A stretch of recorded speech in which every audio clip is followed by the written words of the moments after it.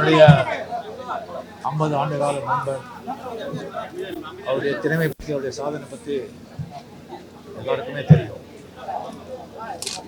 இண்டஸ்ட்ரிக்கு வந்து நிறைய தொழில்நுட்ப கலைஞர்கள், டைரக்டர்கள், நடிகர்கள் வந்து அறிமுகப்படுத்தி அவரை வாழ வைத்த திரையுலகத்தை வாழ வைத்தவர் பாரதிராஜா அவர்கள்.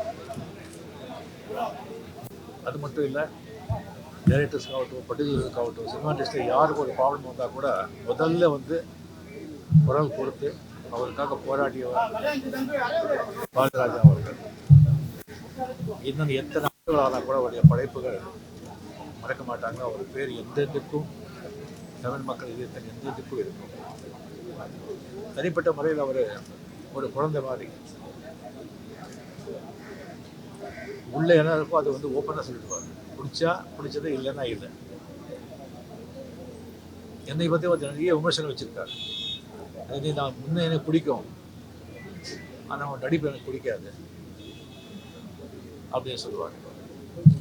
அவர்கிட்ட இருந்தாலே வந்து அவ்வளோ ஒரு சந்தோஷமாக இருக்கும், அவ்வளோ ஒரு மகிழ்ச்சியாக இருக்கும்.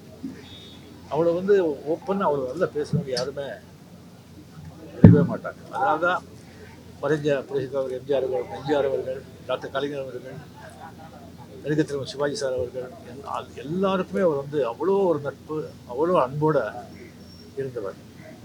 யார் வீட்லேயும் வந்து அவர் வீட்டிலே வந்து அவர் பெட்ரூம்க்கே வந்து எந்த நேரத்திலும் போக வேண்டியவர். அந்த அளவுக்கு ஒரு உரிமை, அன்பு, நட்பு கொண்டாடு.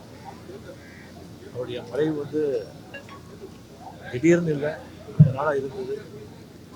எனக்கு வந்து அவர் உங்களோட இருக்கும்போதே வந்து இதை பார்க்கணும்னு சொன்னால், இல்லை இதை கொஞ்சம் சரியாயிடுவார், குணமாயிடுவார், அப்போ வாங்க, அப்போ சொல்லிகிட்டே இருந்தாங்க. அது வந்து அவர் உங்களோட இருக்கும்போது லாஸ்ட் டைம் வந்து அவர் பார்க்காமலே போயிடுச்சு. எந்தெந்தும் என்னுடைய நிறைவில் என் கூடவே எப்போவும் இருப்பார். ஒரு ஆத்மசாந்தி குடும்பத்தார் ஆழ்ந்த அனுதாபம்.